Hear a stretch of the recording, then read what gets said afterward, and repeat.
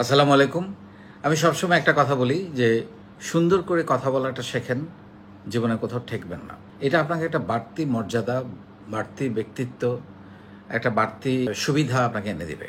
কারণ এই presentation skill এটা কি কাজে লাগে এটা নিয়ে আমি অনেকবার বলেছি। আজকে যে বিষয়টা বলবো যে এই প্রেজেন্টেশন স্কিলস ভালো করার জন্য, এই প্রেজেন্টেশন স্কিলসে এগিয়ে থাকার জন্য আপনার কি জিনিস মাথার মধ্যে রাখতে হবে এবং সেরকম বেশ কিছু পয়েন্ট আমরা আজকে বলার চেষ্টা করব। তবে আমি যেটা আমাদের নিজের বলার মতো একটা গল্প ফাউন্ডেশনে আমি আপনাদেরকে শেখাই যে 30 দিনের ভিডিও করার চ্যালেঞ্জ, টানা 30 দিন।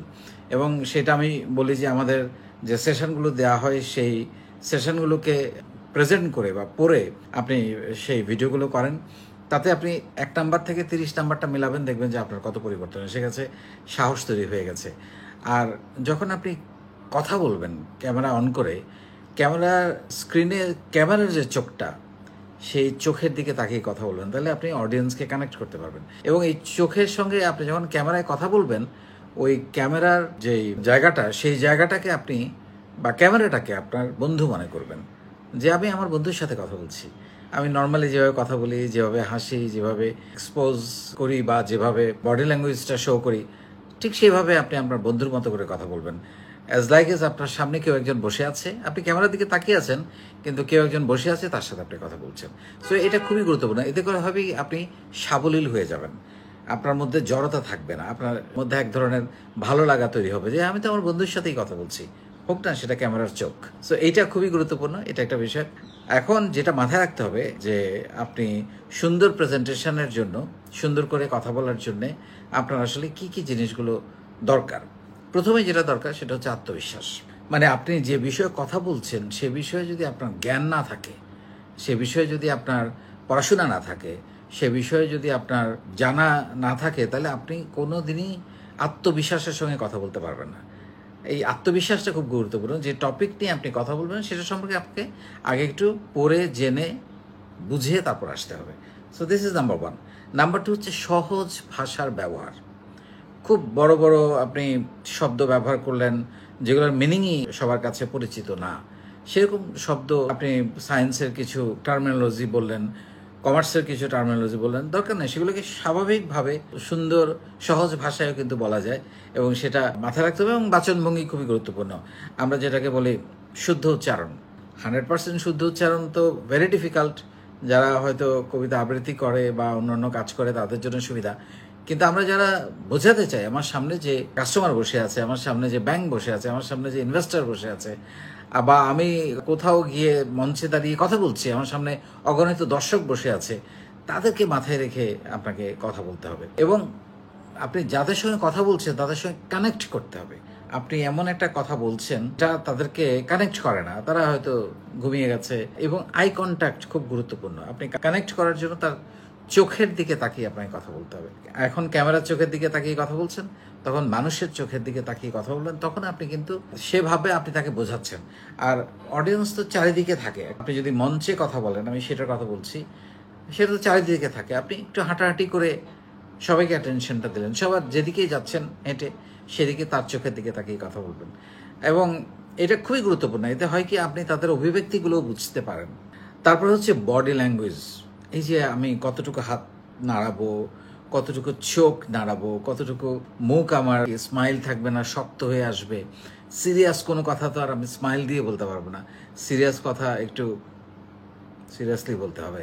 সো এটা খুবই গুরুত্বপূর্ণ যে আপনি কিভাবে বডি ল্যাঙ্গুয়েজ। তারপর হচ্ছে আপনাকে ভালো পোশাক আশাক যেটাই আপনার আছে, পাঞ্জাবি, শার্ট, স্যুট, মেয়েদের শাড়ি, সালোয়ার কামিজ, আপনি যেটাই পরেন না কেন, যেটা পরে অভ্যস্ত, সেটা যেন স্মার্ট লাগে দেখতে, সুন্দর লাগে দেখতে, আপনাকে একটু পরিবর্তন মনে হয় দেখে। এটা খুবই গুরুত্বপূর্ণ। তারপর হলো কথা বলতে গেলে আমাদের বাঙালিদের যে ঝামেলাটা হয়, আমাদের সময় জ্ঞান থাকে না। মাইক একটা হাতে পেলে আমরা বলতেই থাকি। দর্শক শুনছে কিনা এই ব্যাপারে মনোযোগ নাই। এই ব্যাপারে মনোযোগ নাই কারণ সে দর্শককে কানেক্ট করতে পারে নাই। তার কথা দিয়ে, তার আচরণ দিয়ে, তার অভিব্যক্তি দিয়ে, তার বডি ল্যাঙ্গুয়েজ দিয়ে সে দর্শককে কানেক্ট করতে পারে না, যার কারণে তার কথাগুলো বোরিং হয়ে যায় এবং শুনতে চায় না। একই কথা রিপিটেশন যেন না হয়, এবং সময় জ্ঞান, এবং সব সময় অল্প কথা, টু দ্য পয়েন্টে কথা কিন্তু বেশি আকর্ষণীয় হয়। আপনাকে এক জায়গায় দাঁড় করাই দিল, যে কথাটা আপনি হয়তো 10 মিনিটে বলতে পারেন, সেটা আপনি আধা ঘন্টা ধরে বলছেন, লোকজন কিন্তু শুনবে না। সো সময় জ্ঞানটা খুব গুরুত্বপূর্ণ। আর প্রাসঙ্গিক বিষয়ে কথা বলতে হবে, মানে এগুলো রিলেটেড।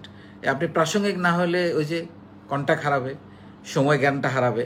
সো আপনি যেটা নিয়ে ফোকাস থাকতে হবে, যে আমার টপিকটা কী, এবং সেই টপিকের মধ্যেই থাকতে হবে। আপনি দুনিয়ার সব কিছু যদি আলোচনার মধ্যে নিয়ে আসেন তাহলে তো হবে না। আপনি আগে টপিকটা জেনে নেবেন, এজেন্ডাটা জেনে যাবেন, সেই অনুযায়ী আপনাকে কথা বলতে হবে। আরেকটা যেটা হচ্ছে, অডিয়েন্স কারা, যারা শুনছে তারা কারা, তাদের বয়স কত, এরকম একটা ধারণা আগে থেকে নিয়ে রাখবেন। এবং তাদের জন্য আপনি আলাদা কি দিতে পারেন তাদের জন্য, এবং তাদেরকে সম্মান দিয়ে কথা বলতে হবে। আমাদের অনেকেই আমি দেখি মঞ্চে কথা বলেন, দর্শক সারিতে যারা বসে আছেন তাদেরকে অনেক সময় খুব একটা সম্মান দিয়ে কথা বলেন না, বা তাদেরকে হয়তো কাউন্ট না করে। এটা ঠিক না। এটা আপনি ওইখানে স্টেজে আপনি এই কারণে যে সামনে দর্শকগুলো আছে, খালি মিলনায়তনে দাঁড়িয়ে আপনি যত কথাই বলেন কেউ কিন্তু শুনবে না। সো এটা খুব গুরুত্বপূর্ণ যে অডিয়েন্সকে সম্মান দিয়ে, বিনয় দিয়ে, শ্রদ্ধা দিয়ে, এবং তাদেরকে ইনভলভ করে, যেটা এখন একটা সুন্দর শব্দ এসছে, এনগেজমেন্ট। তাদেরকে এনগেজ করে যদি আপনি আপনার স্পিচটা দেন বা প্রেজেন্টেশন দেন বা কথাগুলো বলেন, আপনি হয়তো একটা পাওয়ার পয়েন্ট প্রেজেন্টেশন দিচ্ছেন, আপনি যদি বারবার পিছনের দিকে তাকান, এটা কিন্তু ভেরি অড লুকিং হবে। আপনি দু একবার তাকাইতে পারেন, তারপরে আপনি ডেফিনেটলি সামনে, তবে সামনে কিছু একটা রাখতে পারলে সুবিধা, তাইলে তাকানোর ব্যাপারটা অত খারাপ লাগে না আর কি। তারপর হলো সবসময় পজিটিভ থাকা, হাসি খুশি থাকা। আপনি কোনো অবস্থাতে, আপনি যদি ডাউন থাকেন, আপনি যদি একটু নেগেটিভ মানসিকতা তৈরি করেন, আপনি কিন্তু সুন্দর ডেলিভারি দিতে পারবেন না প্রেজেন্টেশনে, সুন্দর করে বলতে পারবেন না, বোঝাতে পারবেন না, আপনার খেই হারিয়ে ফেলবেন। আপনি নিজে যেমন মনোযোগ হারাবেন, ব্ল্যাঙ্ক হয়ে যাবেন। আমরা অনেক সময় ব্ল্যাঙ্ক হয়ে যাই কারোর সামনে কথা বলতে গেলে, কোনো কিছু শোনা যায় না, বোঝা যায় না, কানেক্ট করা যায় না, মনোযোগ থাকে না, তারা তাদের মতো কথা বলতে থাকে। সো এইটা খুবই গুরুত্বপূর্ণ, সেটা হচ্ছে পজিটিভ থাকা এবং হাসি খুশি থাকা। এবং দর্শক অস্বস্তিতে পড়তে পারে এরকম কোনো কথা বলা উচিত না, এটা খুবই গুরুত্বপূর্ণ। আমরা মনে করি আমি তো কথা বলছি, মাইক আমার হাতে, যা ইচ্ছা, নো। আপনি কি বলবেন সেটা নির্ভর করবে আপনার টপিকের উপরে, আপনার ব্যক্তিত্বের উপরে, এবং আপনার বেড়ে ওঠা চিন্তাভাবনা, মনন, মস্তিষ্ক, সংস্কৃতি, আপনার মূল্যবোধ, এটার উপরে কিন্তু আপনাকে থাকতে হবে। আপনি একটা নেগেটিভ বিষয় বলে ফেললেন বা কাউকে হার্ট করে কিছু বলে ফেললেন, তাহলে কিন্তু দর্শকরা আপনাকে গ্রহণ করবে না। সো এই বিষয়গুলো মাথায় রেখে যদি আপনি প্রেজেন্টেশনটা আগে থেকে একটু তৈরি করে, একটু হোমওয়ার্ক করে আপনি যান, সেটা যার সাথেই কথা বলেন না কেন, স্টেজে দাঁড়িয়ে কথা বলেন, বা অফিসের 10-20 জন মানুষের সামনে দাঁড়িয়ে কোনো প্রেজেন্টেশন দেন, বা আপনি কাস্টমারের সাথে কথা বলেন সরাসরি 1 to 1, বা ব্যাংকের সাথে কথা বলেন, বা ইনভেস্টরের সামনে কথা বলেন, পিচ করেন, খুবই গুরুত্বপূর্ণ। যেই পয়েন্টগুলো বলেন, আমি প্রায় 10টা পয়েন্ট বলেছি, এই সবগুলো পয়েন্ট মাথায় রেখে আপনি যদি আপনার প্রেজেন্টেশনটা করেন, তাহলে আমি নিশ্চিতভাবে বলতে পারি যে আপনার কথা মানুষ মনোযোগ দিয়ে শুনবে, এবং আপনি যে স্টোরিটা, যে প্রেজেন্টেশনটা আপনি দিতে চাচ্ছেন, সেটা সবার কাছে গ্রহণযোগ্য হবে। অনেক ধন্যবাদ।